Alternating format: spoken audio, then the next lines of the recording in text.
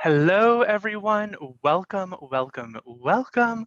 We are so glad that you are joining us this afternoon, this morning, this evening, wherever you are joining us from. We will give folks another minute and a half or so to get dialed in, and then we'll go ahead and kick it off. Hope everyone is enjoying their summit so far.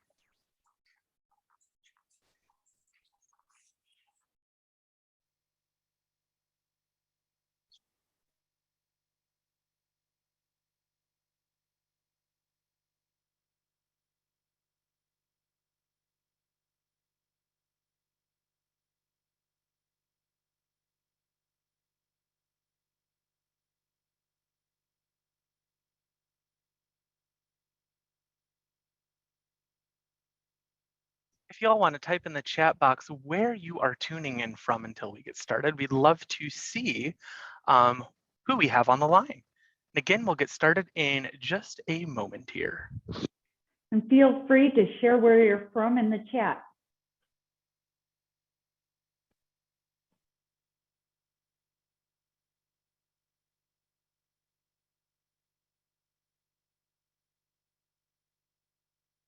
Mexico, UK, see some fellow Midwesterners here. We are all tuning in, dialing in from Chicago in separate rooms, of course, as to not interrupt each other. Costa Rica, nice. Virginia, Manchester, UK, Texas, Minneapolis, nice. All right, so we are a minute after start time and we have a lot to talk about. So let's get started. So welcome. So we are Pride CNA and we are here to discuss our reverse mentoring program with you today. So before we begin, we're going to ask you a couple of questions today just to kind of gauge what you're thinking, what's going on. So if you could go ahead and join our Poll Everywhere session, there are two ways in which you can do that. The first of which you can go join via web. So open up a Google Chrome web browser, type in pollev.com, then enter LDCNA746, and you'll be able to respond to the activity. If you choose to join to participate via your phone, via text message, you can send a message to 22333, type in LDCNA746, and go ahead and submit your answer. So with that, we will proceed to our first question, and we want to know, how many summits have you all been to before? So for me personally, this is my fourth, my second virtual. I've done 2 in person. So just curious to see who we have, kind of what summit experience we have in the workshop today. All right, looks like we got a lot of first timers here, some 1 to 3s, some 4 to 7s. All right, I'm gonna give y'all about 10 more seconds here to get that answer in before we lock the poll on up. Oh, we have an 8 to 10er, nice. Maybe I'll be there someday. All right, so it looks like we have a decent amount of different experience from the world of Summit with us. So thank you all for joining us. This is our legal disclaimer slide. So before we begin, I would just like to introduce myself. My name is Tristan Geiser. I use he, him pronouns. I'm a business process consultant in our commercial branch services organization here at CNA, and I am also our external operations chair for Pride at CNA. So our run of show for today, we're going to kick it off with our learning objectives, which is why y'all are here. We'll discuss who and what CNA is. We'll discuss LGBTQ plus reverse mentoring, why LGBTQ plus reverse mentoring is important, how to implement a reverse mentoring program, and lastly, the return on your engagement. So let's go ahead and begin with our objectives. So there are 3 different objectives here that we would like to accomplish by the end of our time together today. The first of which is to understand the difference between mentoring and reverse mentoring. The second is to learn how to implement reverse mentoring in your organization. And the third is to demonstrate and communicate the ROE, and that is return on engagement. So we'll show you how to demonstrate that through leadership, through your organizational culture, and through an ERG and at an individual contributor level. So I've introduced myself. My name is Tristan Geiser. We have 4 other fabulous folks on the line from our Pride at CNA employee resource group. They will be introducing themselves later on during our workshop today. However, I do want to make note that all 5 of us have participated in CNA's reverse mentoring program. So you're definitely hearing from a group of seasoned experts here. So a little bit about CNA, as we are not typically a household name or something everyone thinks of. So we are a top 10 commercial insurance carrier. So if you were to open up a flower shop, you would need insurance if someone were to slip and fall. You'd need insurance if one of your employees got hurt on the job. You'd need insurance to protect your property and your assets. And that's what we do. We insure those things. So we insure over 1 million different businesses and professionals. We are proud to be headquartered here in Chicago, Illinois. However, we have a footprint across the entire globe, so that including Canada, Europe, and the UK. We are backed by more than 120 years of experience. This is our 6th consecutive year sponsoring Out and Equal. And we are very proud to mention that our company has a diversity and inclusion council. They are responsible for overseeing our 8 employee resource group, including yours truly, Pride at CNA. The D&I council is made up of 12 executive level council members and our CEO. And they are also responsible for managing our Company of Allies initiative, which is encouraging all of our employees to learn new habits to become better allies. So a little bit more about Pride at CNA. So Pride at CNA is CNA's resource group for LGBTQ plus employees and their allies. We were founded in 1995, over 26 years ago. We are proud recipients of the LGBT Chamber of Commerce of Illinois' 2018 ERG of the Year Award. Last year, some of you may recognize us from last year. We presented a workshop titled Risky Business, serving as an LGBTQ plus leader in a historically conservative industry. Our membership base is about 10% of our US employees. And as you see in the top right-hand side of the screen, we received 100% on the HRC's Corporate Equality Index for 6 consecutive years. So now I would love to turn it over to Roxanne Meyer so she can discuss what is reverse mentoring. Thank you so much, Tristan. Hi, everyone. My name is Roxanne Meyer, and I use she, her pronouns. I'm an underwriting consultant for healthcare and the gender equity chair for Pride at CNA. I proudly identify as a gay, demisexual, gender fluid, Jewish, Latinx, twin woman, and a trans ally. I'll be covering the next few sections, which will help explain what reverse mentoring is.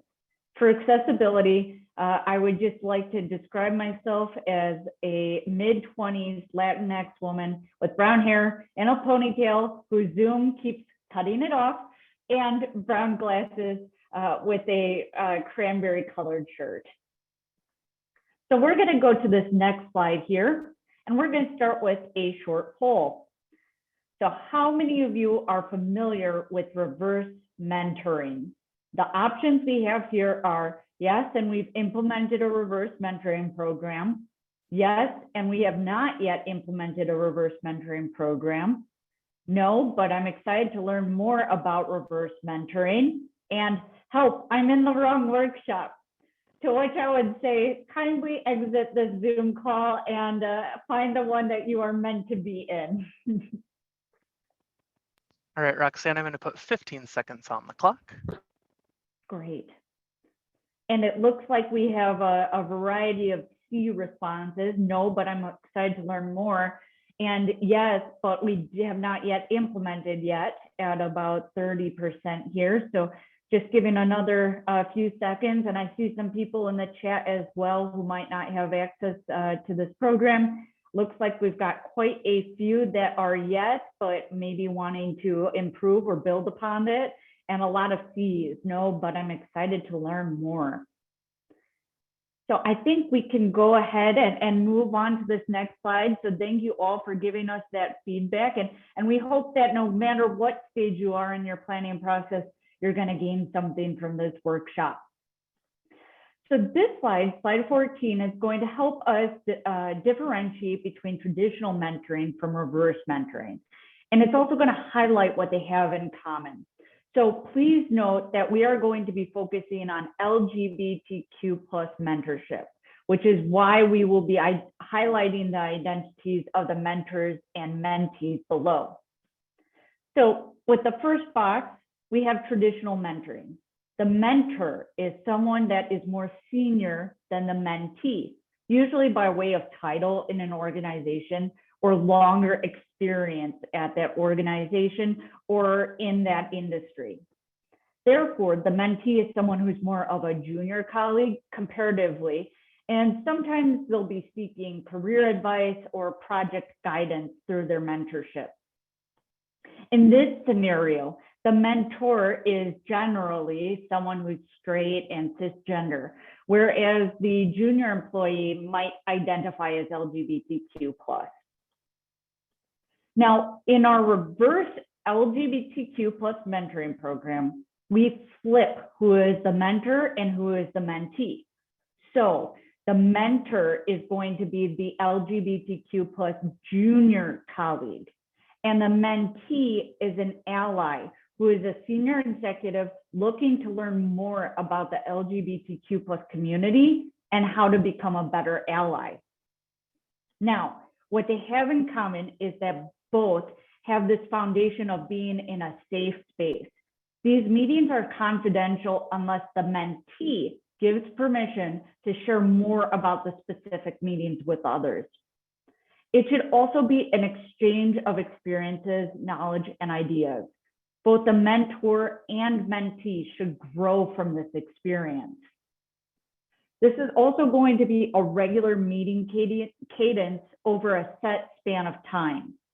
And lastly, the mentee is the one that's going to determine the topics and drive setting up the meetings. So now, based on that last kind of idea, that the ally senior executive is going to determine the topics, we have another poll. Please note that this is free form. What questions have straight cisgender people asked you before, both about the LGBTQ plus community and being out at work? We'll give you about a minute to submit those. And while those answers come in, I did see a question in the chat box asking about access to the deck after the session. We have additional files posted to the file section of our presentation on the platform. So the information is posted there, including the slide deck. So please feel free to download those when you have the chance.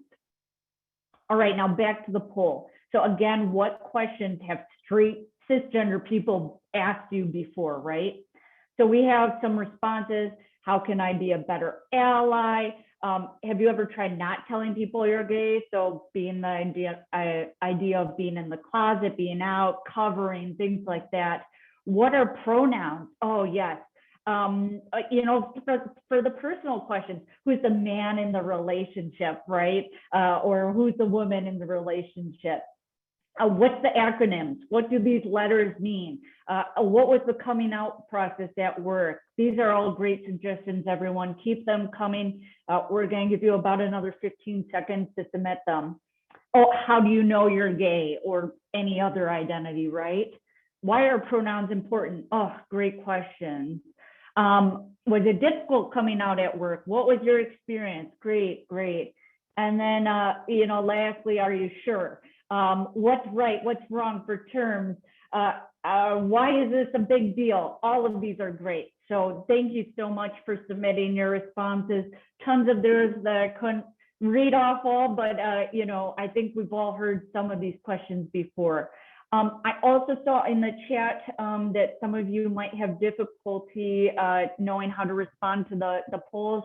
Tristan, if you want to go ahead and put in the chat what the information is when you get the chance, that would be great. But for now, we're going to switch back over to the presentation. So thank you all again for your responses to the poll. Again, we're going to be resubmitting the information to how to respond in the poll if you haven't been able to join.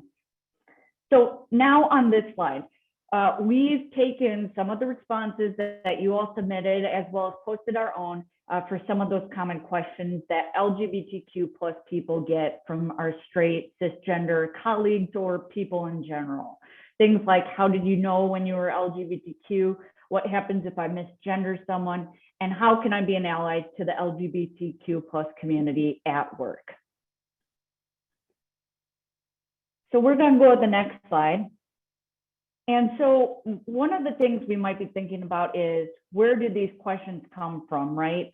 Sometimes they're based on stereotypes of the LGBTQ plus community. Along those lines, they sometimes come from misconceptions or misinformation about the community. But sometimes they come from a lack of knowledge about the LGBTQ plus community, or even just plain curiosity. But what we often don't think about is, regardless of why they are being asked, it takes courage to ask. So this leads us to our next question. Why do reverse mentoring? Simply put, we want to address our colleagues' courageous questions about the LGBTQ plus community that they can't find the answers to, or that they can find the answers to, but want to hear real life examples of. That is directly from one of their colleagues, someone that they know, that they connect to. This means mentors will educate about the community and their experiences and develop their own leadership skills in having those conversations. Mentees will also learn about how to be a better ally to the LGBTQ community near them and at their work. You'll also build a culture of trust that encourages an open dialogue on LGBTQ plus and related topics. You'll also develop and deploy new enterprise-wide inclusion and equity initiatives based on our model. And lastly, it's going to provide direct exposure to senior leadership for your LGBTQ plus junior colleagues. And at the end of the day, we all know that in order to be a D&I leader as a company, we have to better educate and make allies of our middle and upper level management, as that's the group that often is the bottleneck in D&I initiatives. And with that, I'm going to pass the mic to Giovanni Barrio. Thank you so much, Roxanne. Thank you for explaining the differences between mentoring and reverse mentoring for us. Hello, everyone. My name is Giovanni Barrio. I am a proud gay man. I am also a Latina man. And just for accessibility, I'll describe myself. I have a shaved head, a full black beard. I have brown eyes, and I'm wearing a blue blazer and a shirt. So I'm going to take a moment or two to talk to you about how you can implement a reverse mentoring program at your organization now that you know what it is and how it's beneficial. And we're going to be using our program here at CNA as a case study for you, knowing, of course, that it could be slightly different at your organization. So the first thing you're going to want to do is go through the pairing process before the program actually begins. It's helpful for you to form a team of individuals working on this and the other processes at the very beginning, so it's not all falling on one person. And you're going to begin by aligning with your organization. So what does that mean? Well, you want to make sure that you're aligned with your organization's D&I departments, of course. You want to get approval and buy-in for your program, not only because it will keep you in line with your company's mission and strategy, but also because it's going to improve the effectiveness and scope of your program overall. So, of course, coordinate with your diversity and inclusion department, but consider a few other things. Consider coordinating with marketing and with communications. Think about how you're going to let others know that the program exists and what its goals are. We reached out to our marketing and communications team to announce the program and to properly hone our message and decide exactly what we wanted to say. Also, be sure to check with your HR partners and identify any vetting procedures or requirements for participants in the program.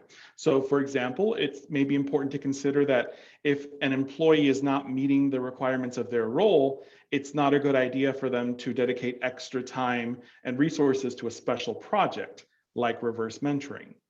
And also consider the success metrics of the program. How will you know that this program is successful at the end?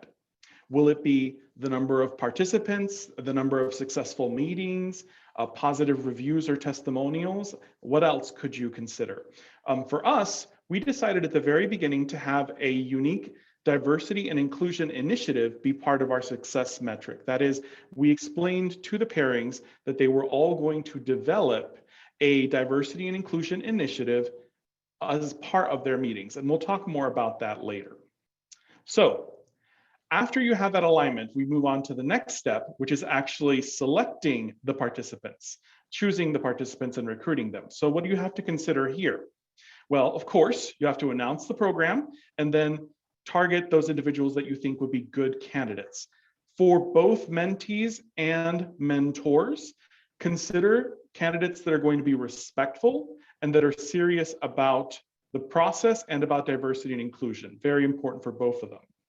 For mentees, that is the people that will be hearing from the LGBTQ plus individuals, aim high, right? While candidates for reverse mentoring can come from anywhere, think to yourself about the impact of having your high-level leaders take part in the program and actually hear from the lived experiences of your LGBTQ plus employees. Think about the impact that could have to your organization. And as Roxanne mentioned, the impact that it could have on the experiences of those individuals. And for the mentors, think of individuals that are dedicated to diversity and inclusion, of course. Look to maybe the executive board of your ERGs, or those individuals that take active participation in your meetings or your ERG volunteer events or volunteer events or other types of events. So consider those individuals. And also be sure to leverage your executive sponsor if you have one for your ERG. We were very fortunate to have our executive sponsor use his network to get several high-level leaders to participate in the program. He was able to share with them what the program was about and actually encourage them to join. So once you have that information, you're going to want to gather information about the participants. So we're going to move on to the next slide here, which is actually a copy or a few of the questions that we asked during the application process. We sent this to both mentors and mentees and gathered relevant information that can be used to properly pair them. Now, these applications were confidential, but not anonymous. Obviously, the people collecting this information on your team have to know who is who, but it is done so confidentially and only kept within that team. The basic info that we're looking for can include why do you want to be involved? What is the main reason you want to be involved in the program? What do you want to learn about LGBTQ plus identities and topics? What do you already know? What do you want to teach? What do you want to learn? And then any additional comments that need to be addressed. So once you've gathered that, we move on to the next step, which is the actual matchmaking, and consider those goals when you're connecting the two individuals, right? Consider the area of expertise. If somebody really wants to learn about a specific topic, maybe consider a mentor that is an expert in that topic. Consider location.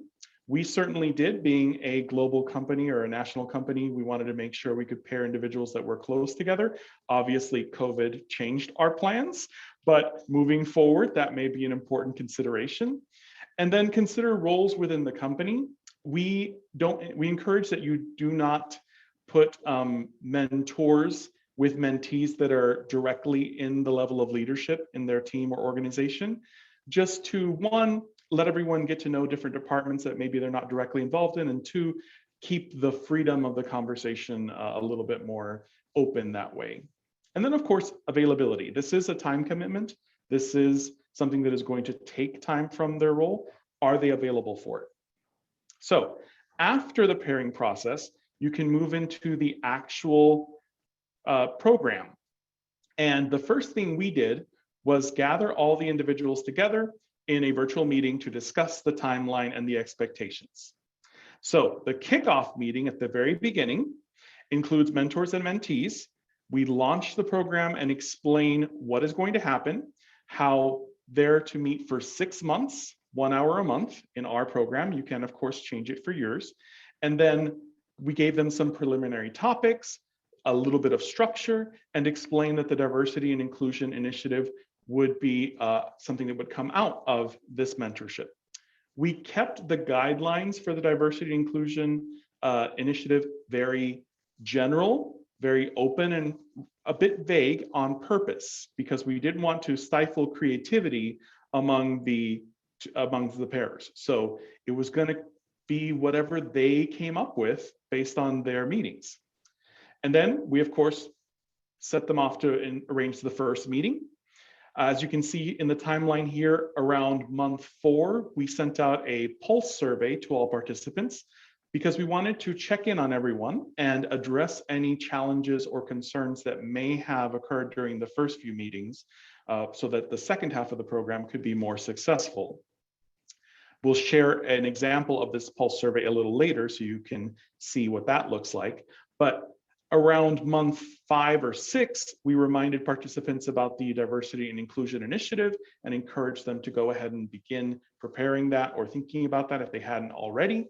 And then finally, at the end of the program, we brought everyone together for a debriefing session and to share those diversity and inclusion initiatives, as well as congratulate everyone for taking part in the reverse mentoring program. So moving on to the next slide. What sort of questions, what sort of topics would come up during these meetings? Well, remember the poll that we just did and the questions you gave us. These meetings would follow more or less those same topics, those same courageous questions, whatever they came from, whether they were based in lack of knowledge, curiosity, maybe some stereotypes, could lead the direction of these meetings. Remember, the mentee determined the topics and the course of the meetings, and the mentor provided their experience and expertise. So these questions that mentees typically have transform into topics for the meetings, which we'll see on the next slide. As you can see, they line up pretty good. If we move on to the next slide here. There we go. As you can see, those questions turn into those popular topics, and they can be addressed kind of organically as the mentee and the mentor are meeting. So for example, when my mentee and I met a couple sessions in, we were just talking about how is COVID affecting your area? And he asked me what sort of business closures there had been, what sort of landmark businesses had shut down or stopped.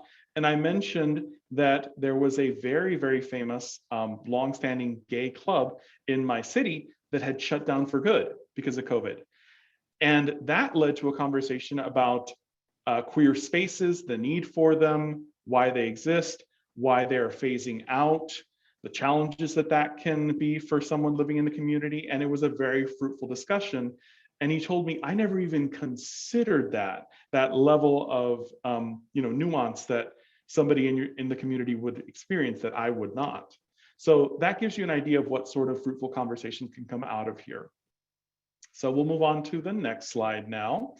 And this is an example of the pulse survey that we sent to the participants. You'll see that you can actually download this from the files for this meeting, but it includes some questions about what was your current, what was your previous knowledge about the LGBTQ plus community? What is your current knowledge? So are you learning? Do you feel comfortable sharing in the meetings? Is the program worthwhile, etc.? And you'll see some of the responses to this a little later. All right, so next slide, you'll see that at the very end of the program, we have the option to send another survey if you would like, but we do encourage that there be some sort of debrief or celebratory meeting at the end, bringing all of the participants together and providing a time to give feedback, give testimonials, thank everyone for their time, and of course, celebrate the accomplishment. And this is a perfect time for everyone to share their diversity and inclusion initiatives. Again, for us, we used minimal guidelines and encouraged them to be creative in what this diversity and inclusion initiative would be for their particular group. And we shared them at the debrief and were able to see the variety of responses that we got and then work on implementing several of them. So as you can see, that is how our mentoring program went. You can certainly use this as a template for yours. And now I'm going to turn the mic over to James and Stacy to talk about the return on engagement for reverse mentoring. Hello, everyone. I'm James. I'm super excited to talk about return on engagement with my partner, Stacy Graham, who is also here. During the last round of mentorships that we had, I was the mentor of our pairing and Stacy was my mentee. And so we're going to spend some time talking about our experiences in the program, what we learned, what we shared, and what came out of it. So let's start off with some introductions of the two of us. As I said, my name is James Feeman. My pronouns are he, him, his, and I have several queer identities. I'm trans, I'm gay, I'm gray ace. I'm also on the autism spectrum. For those who are vision impaired, I'm a white trans man in his early 30s. I have short brown hair and glasses, and I'm wearing a tan suit jacket today with a purple checkered shirt. I'm also the education chair for Pride at CNA and an e-learning consultant for commercial risk control, where I create online learning modules, interactive guides, videos, and graphics.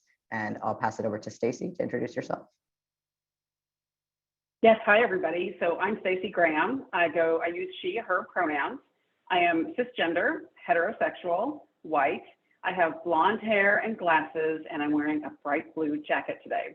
I am the Vice President of Healthcare Claims here at CNA. So that means that I oversee 10 teams of professionals who manage claims against healthcare providers. In total, I manage 75 people. They are spread all around the country. They have different backgrounds in terms of their expertise and their experience, and they represent about 6 different levels of employees within the company. Okay, so we, rather than actually speak to any specific slides, since we're mostly going to be having a conversation about our experiences, we have a couple of different slides that we're going to slowly sort of cycle through while we talk, and most of these have testimonials. One of them has some initiatives that came out of our program and also some statistics that you can look at your leisure. So to kick us off, I think we should talk about why Stacy and I signed up in the first place, and I saw some questions about that in the chat as well. So Stacy, why don't you go ahead and start off? Yeah, so why did I volunteer to be a mentee in this program? Well, in my management career, I have tried to create teams that are completely engaged and comfortable at work, that teams that are diverse, teams that are inclusive. I want people on my teams to feel comfortable around their colleagues and to bring their best selves to work. But I really struggled to figure out how to do that. I've tried different things over the years, but I had a hard time figuring out exactly how to create a team like that. And one of the problems with being a leader sometimes is you don't know whether you've created that kind of an atmosphere on your team or not. A lot of people on the teams just don't give that kind of feedback. So I thought it would be a program that would benefit me for those reasons. But I'm also passionate about LGBTQ plus issues. I have 2 kids. They are 19 and 23 years old. They're both in the LGBTQ plus community. And given their ages, I have been concerned over the years about what their work journey will look like will they find careers that accept them, places to work that they're comfortable in, and will their managers, try to create inclusive teams for them? And I thought if I could do that for somebody else, it would be just a great thing. So for those reasons I joined. The one other reason I joined is because at a prior company that I worked at, I had seen diversity and inclusion efforts done pretty badly by senior leaders, honestly. Some pretty awkward conversations that I didn't think went very well. And I had a fear of turning into one of those leaders myself. So I thought I could only benefit from doing this. Yeah, and from my own perspective, due to the several different identities that I have, and I've been out as trans for almost a decade now. I've transitioned. I've been not out at work. I've been out at work. I have a lot of friends who are on the LGBTQ spectrum in general. So I just have a lot of knowledge about different identities, different experiences. And at this point in my life, I'm super comfortable sharing, and I love to share what I know with other people. So I thought this was a great opportunity to help educate somebody and spread my own personal knowledge on whatever it may be.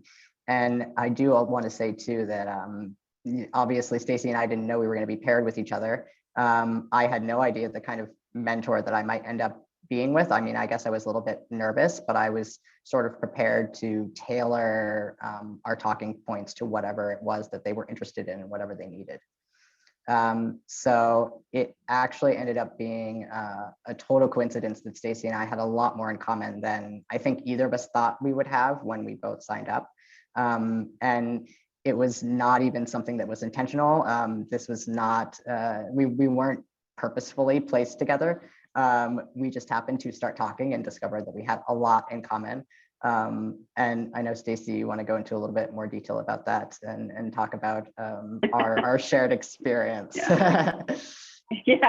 So we should talk about our first meeting, right? So yes. So just like coming into this presentation today, I was nervous for this today, and yes. I was nervous to start the mentorship I was program also super nervous.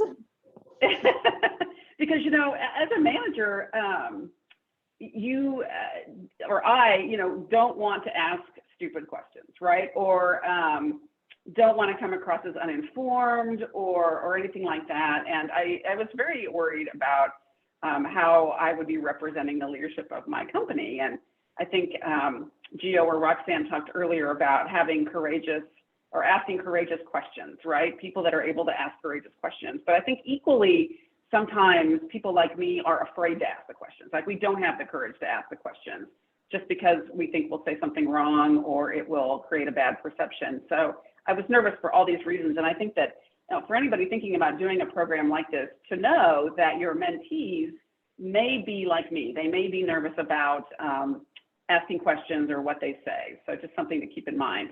But I just should not have worried, because James, you are, as you said, you are forthright, you are honest, you are confident in yourself. You're amazing, both as a person and as an employee. And I was so grateful and lucky to get you. Not the least of which is because my oldest came out as transgender male in the summer of 2019. And this program started in the fall of 2020, right? So I was about a year into that journey as a parent. Yep. And I call it a journey. Yeah. I was going to say, when you mentioned it, I remember you were like, oh yeah, and I have a transgender son or something. And I was like, oh, I'm trans. And then you were like, oh my gosh, you're kidding. No, really. Yes, really. So that connection that was totally surprising and awesome to both of us really started to drive our conversations with each other. It really did. And yeah. And lucky for me, it meant that as a mentor, you were a personal mentor as well as a professional mentor, I think. So we were able to talk about workplace issues, and you were able to talk to me about parenting issues. It was just beneficial from all different angles, I thought. Yes, and I will say too, I know there were several times where you weren't sure if I would want to answer certain questions. For example, I know we talked a little bit about my transition.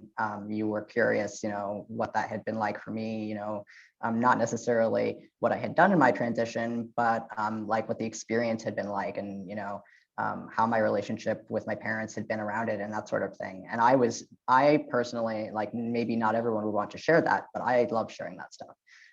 So I was able to give you some advice and maybe some clarity on what your son's, journey may or may not be like, because it might not be anything like mine, but it might be like mine. You never know. And sort of what he could prepare for in the future, what you could do as a parent. I also think my relationship with my mother ended up being actually very similar to what your relationship is with your son, which I thought was interesting. I had a very positive relationship with my mother and coming out and her supporting me. But I think she definitely probably had a lot of the same questions that you had around it. And it took her a while to sort of really come to terms with me being trans. Yeah, and for those who are watching and wondering, I mean, my husband and I were 100% supportive of our son, absolutely. The only question was really how to provide the support. We didn't know what we didn't know. We didn't know any other transgender people at that time. We certainly do now. So it was just kind of new, even though it was a year into it. But the one thing that as a mentor you were able to do for me that I think crosses over the personal and the professional is you were able to show me what it is like to be out and transgender at work and how that can work. And I have to say that I'm so proud to be part of this company that it's so wonderful about diversity and inclusion issues in general. But you gave me comfort that, my kids, right, that my son could find a workplace where he is accepted, included, and has a thriving career. It really opened up my eyes to what the possibilities were. We work for a pretty conservative industry, pretty straight-laced professionals, and it was just reassuring to know that you could be successful. And you taught me how to be successful as a manager for others, because you talked to me about culture, corporate culture, and environment, and what managers should do, right? And what they shouldn't do. And, all of that was enlightening to me and just thought it was really helpful. But I mean, that's like our first meeting, right? But we had a number of meetings. We should probably talk about what everything else looked like. We did. And I was going to say too, that I had several different experiences with being out at work. One where, I was not out at all. I had a job where I came out at work there.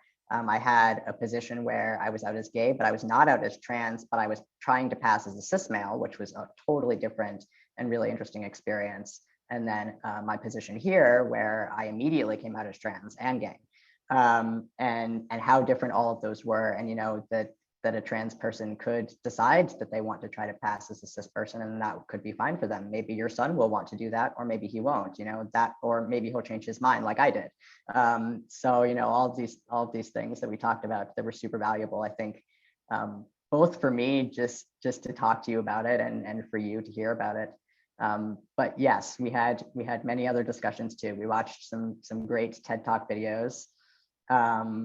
We talked a lot about work and your experiences as a manager. And as you said, what you could do to be more inclusive, the fact that, no matter how open and inclusive you are, somebody may not want to share their stories with you or share their identity with you, and that's their choice, and that's okay. And that's nothing that you're necessarily doing wrong.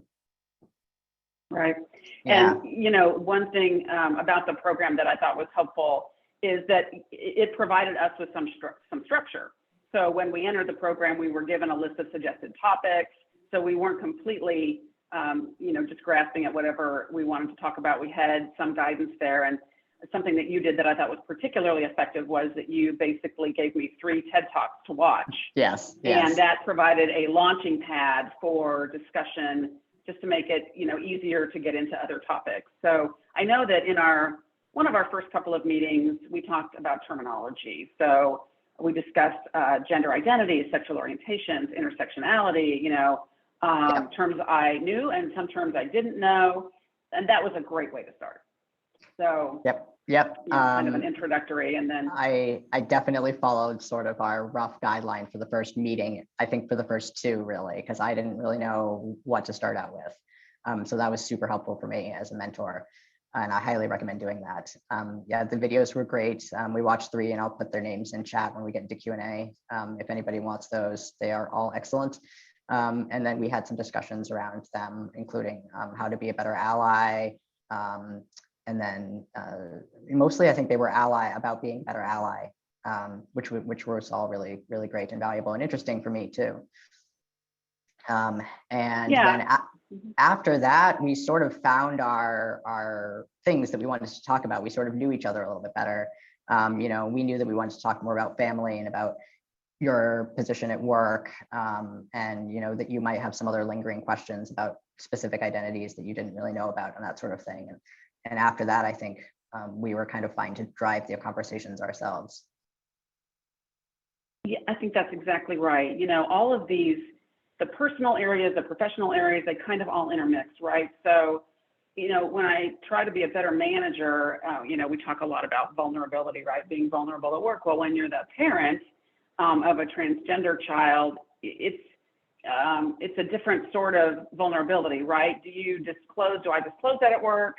How much do I talk about it? How do I respect my child's feelings on that? The answer for me is I respect my child's feelings a lot, right? And so talk to him about the program and what I was talking about and all of that to make sure everything was okay. But you kind of have to do that. And I've thought a lot about this because since we did the program, I've had some conversations with the managers who report to me about what diversity and inclusion looks like on our teams. I've shared my story with them, and I think it's been very effective and opened up a lot of discussion I don't think would have been opened up had I not talked about my own personal story.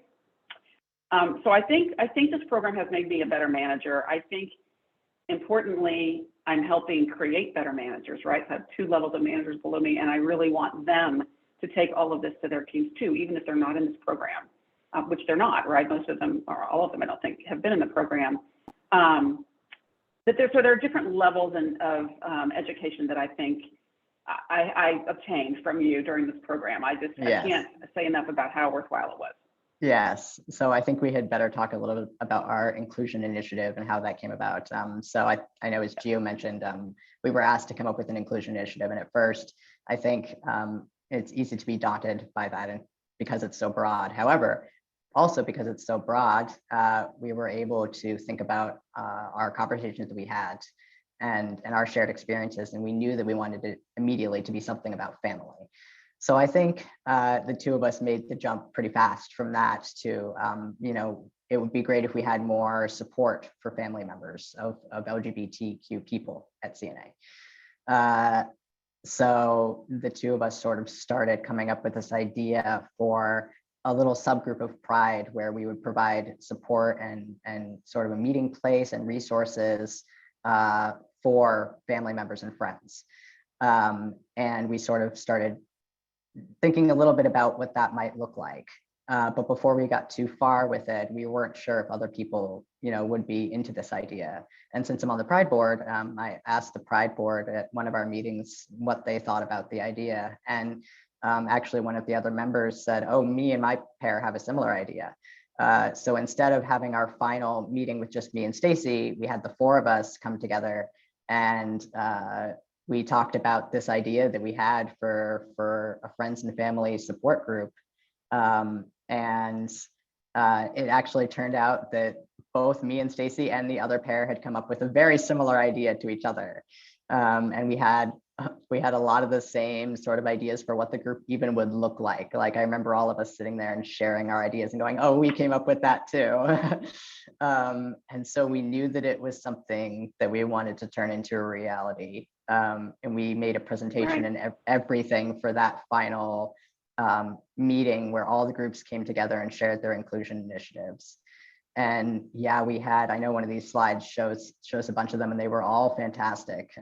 Everything from smaller initiatives to larger initiatives, all of them great. And obviously when you do your reverse mentoring, all of your initiatives will be different and unique to the pairs that you have, which I think is part of the beauty of it. And I don't know, Stacey, if you want to talk a little bit more about what we came up with about our idea? Yeah, we can wrap up with that and then have some time for Q&A, I think. Yeah. So our initiative launched about a week ago. It's called Pride CNA Allies in Action. It is a support group for CNA employees who are friends or family members of people in the LGBTQ plus community. So we are going to offer information, education, support, and resources over the course of about 5 or 6 months. Our meetings will be up for an hour each time, and they will be about 30 minutes of content or presentation. And then for 30 minutes, we will break up into small breakout groups and have smaller conversations facilitated by a leader. One of the things we thought was beneficial about the mentoring program was the ability to have one-on-one conversations. Much easier to talk about sensitive subjects in smaller groups. So that's why we're going to do breakout sessions for the second half of every meeting. And then we should wrap up in about 6 months and see, what people thought about it and get the feedback and hopefully retool it and do it for a second time. Yes, this is a very new thing for us. So I think at the end, we're sort of playing it by ear. I imagine we'll do another set of people, but maybe those same people will want more information. So I guess we'll see how it is when we come to that time and what the folks who are in the program say. Yeah, we're super excited to launch it. Our first meeting's at the end of October. We're super psyched, and it's taken some work to get here. We did have to go through our Diversity and Inclusion Council. We did have to go through HR. We were originally going to launch for Pride Month, and then we had to push it back, and then we had to push it back again. We had to change the name. So, it was not without some struggles and some hoops to jump through, but we did do it, and now we are here. And we also have a small team of volunteers who were very excited about it, and I'm very grateful to them for helping us out when we needed it as well. And unless you have anything else to add, Stacy, I think that we're about good, and we can go ahead and move on to some Q&A for all of us. Yeah. And thank you, Tristan, for cycling through those. Yeah, of course. Hopefully y'all got a chance to read. No one asked any questions at all. No, I'm just kidding. We have like 1,000 questions, and there's been really good chat and discussion going on in the chat. So I wanted to just say thank you to everyone for that. So let's go ahead and go to one of our first sort of topics or question themes, which is I don't know that I can speak for the XXX community, so lesbian, gay, bisexual, transgender, pansexual, etc.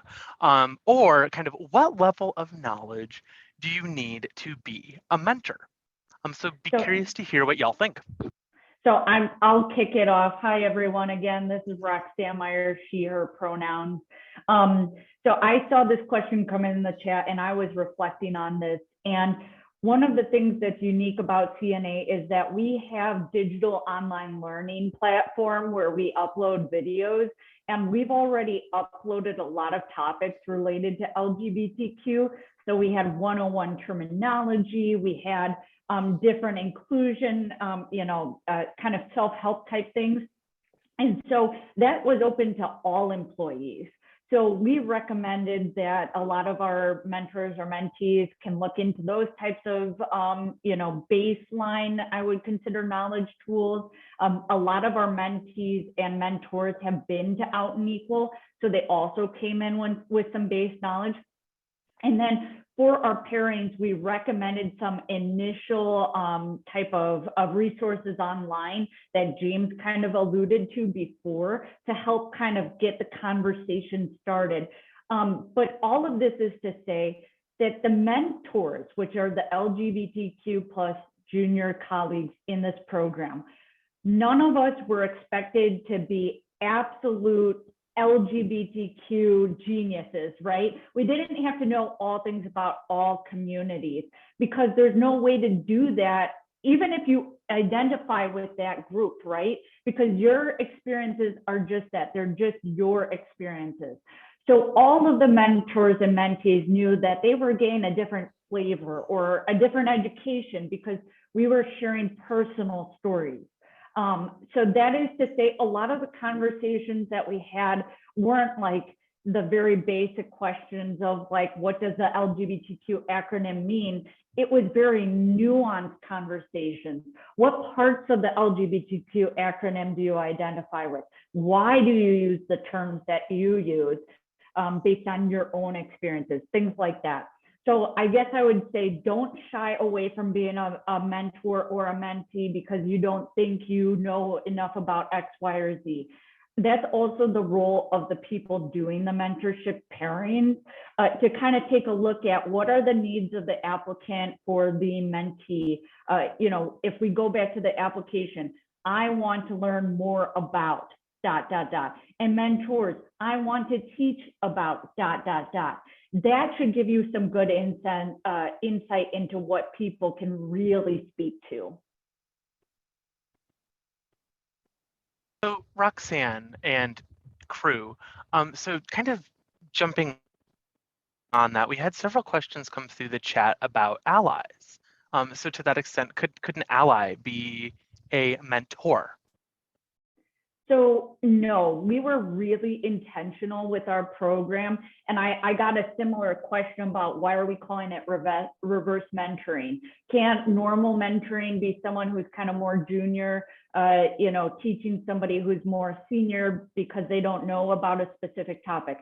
Absolutely. However, at CNA, we don't have many formalized mentoring programs. A lot of it is individually driven for you to seek out your own mentor. So that's why we wanted to intentionally build a mentoring program that gave an opportunity to our individual level contributors, so people who do not have any direct reports or don't manage people, an opportunity to take leadership and teach someone else. And that's similarly why all of our mentees were allies and were the senior level executives. So people who have direct reports, people with large groups like Stacy, managing 70+ people. That is the type of influencer that you want to have as a mentee in this program, you know, so that they can be better managers. Perfect. Thank you, Roxanne. So next question here that I'm going to read off. So James and Stacy, I think this could be directed towards you both. So before you two met, were introduced to each other, and lives were changed forever, did you have any idea that CNA had a need for an LGBTQ plus family and friends support group? This person said they keep thinking that there's a need in their company, but there might be a concern of trust. So I'd be curious to hear what you any of you would have to say about that. So I can say just briefly, yes, I did, because I had been approached before by several parents or friends or other family members of LGBT, specifically trans people. I had been on a trans panel a couple of years ago, and afterwards was approached by 2 different people. And so I knew that there were friends and family members of LGBTQ people at CNA and that they didn't necessarily always go to the Pride meetings. So I had a feeling that there was, and after last year's Out and Equal, I did have that I had wanted to do something this year about it, but I didn't really know what to do, I think was sort of the issue. And I don't know, Stacy, were you gonna add to that or say anything? You know, all I will say is that in attending the Pride meetings, it did occur to me that we have a very well attended, you know, Pride group, and, you know, that it's difficult to have nuanced conversations, certainly small conversations in a small group in that setting, and that it might be beneficial, but I hadn't really given it a lot of thought. But since we decided to do it, just the reception that we have received from the company and the employees, coworkers, has been overwhelming. So I feel like it's going to be a success before we even started it. Yeah, same. Thank you both. So the next, I received a couple of these through through the chat. So how did we implement this reverse mentoring program? Where did this idea come from? Well, it came from a lot of things, but I think the main place was Out and Equal itself. Mm-hmm.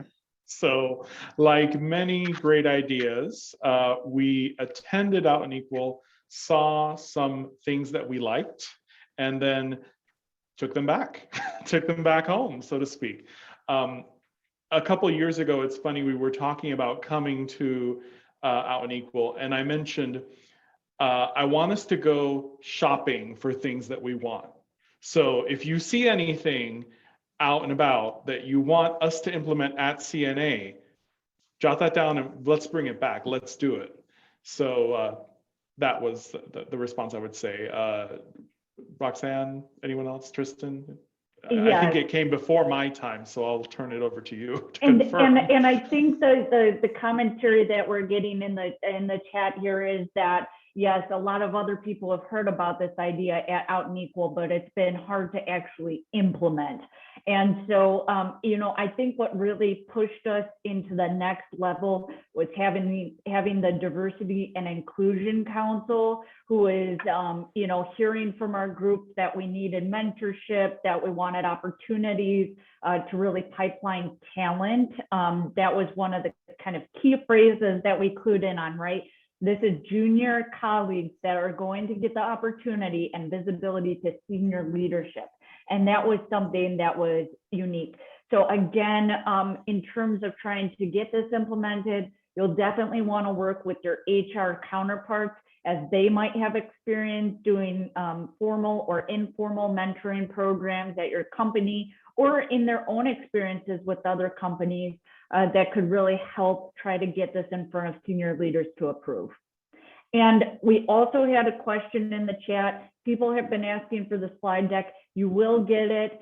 It will be in the files later. We just wanted to save this for the live people who are able to see it first, exclusively.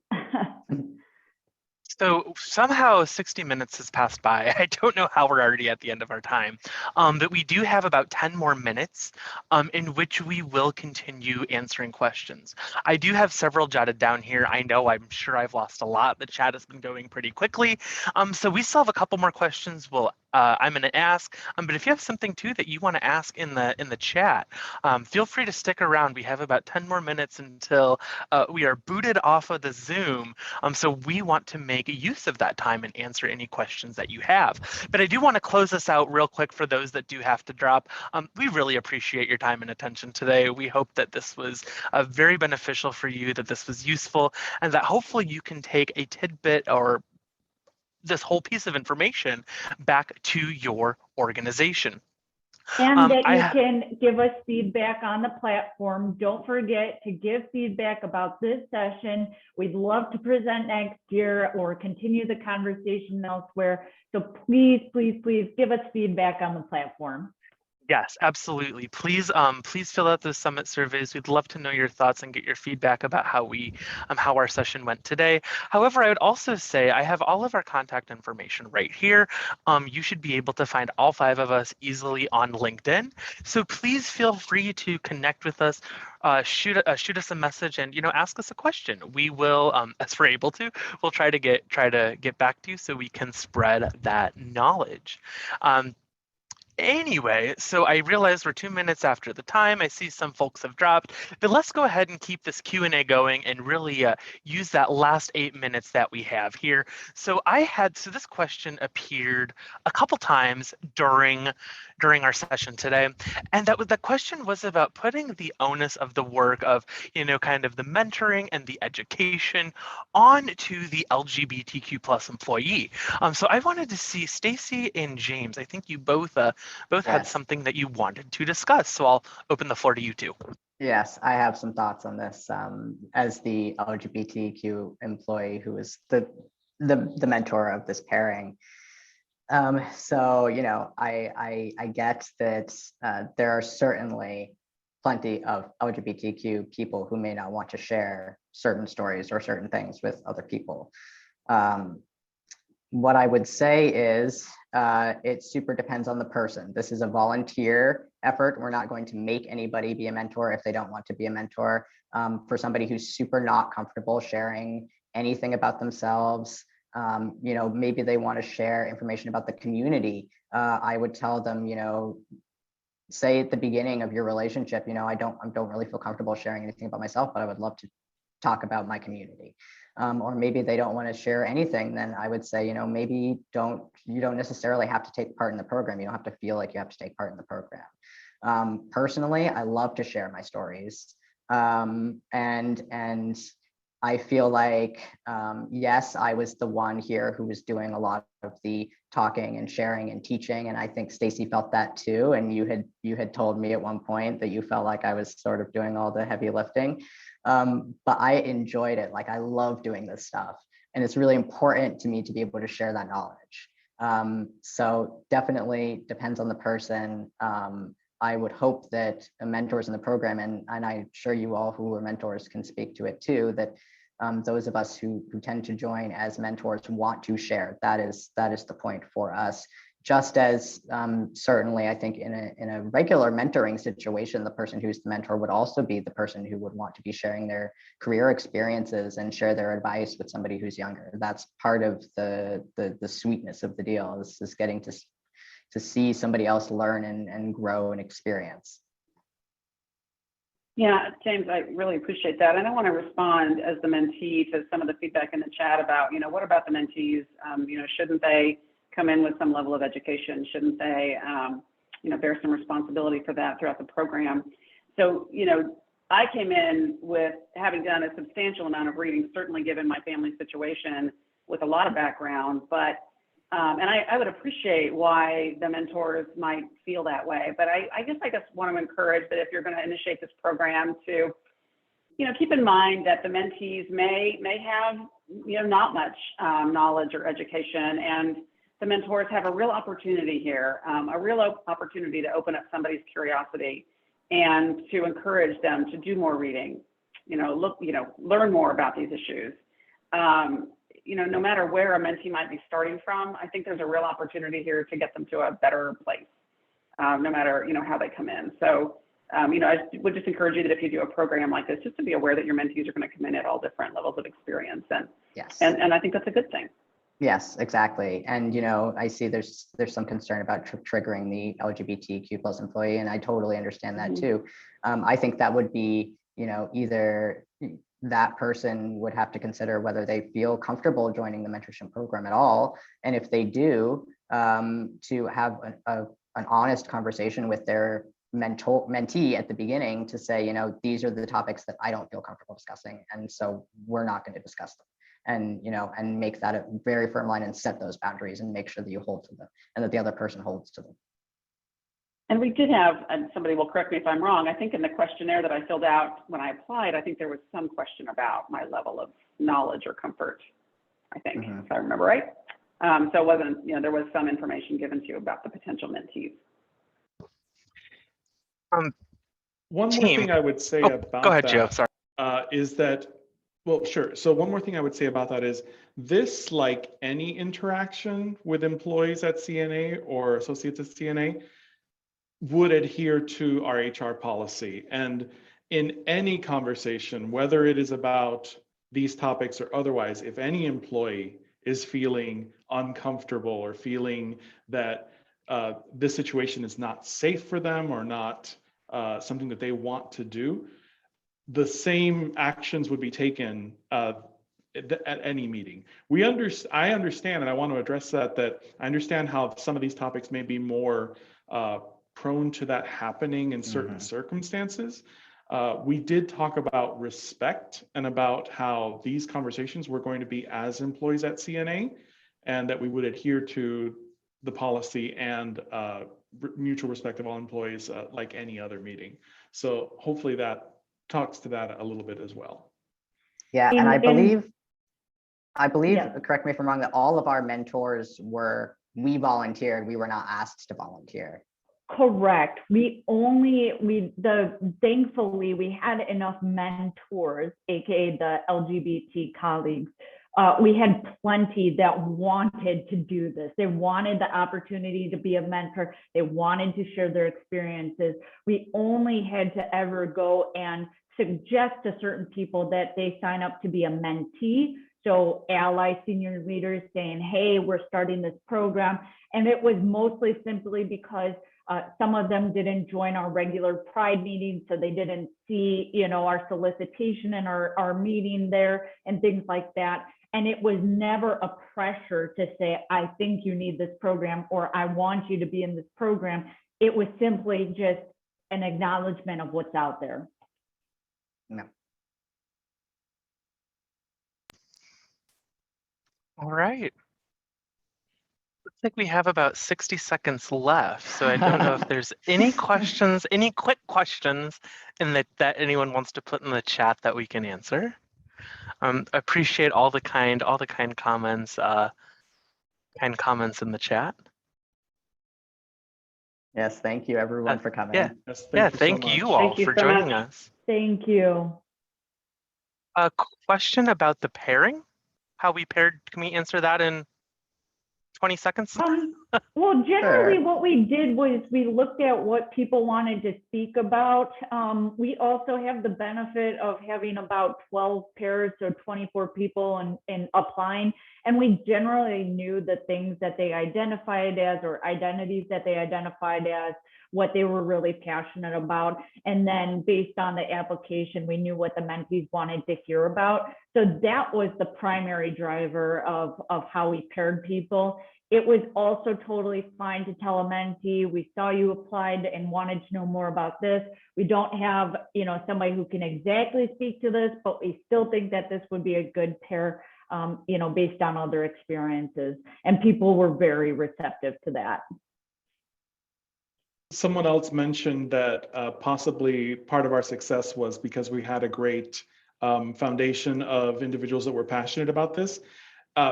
Yes, we are fortunate for that. And that could be something you consider too. Maybe you only have a couple individuals that are willing to do this. Start with them. Any strong pairing that brings empathy and insight to leaders in your company is good.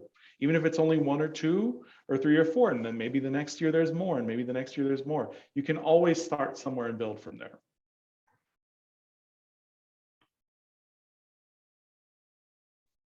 All right, I think we're about to get get kicked out. automatically Yes. kicked out. So once again, everyone, thank you so much for attending Partners in Pride, presented by CNA.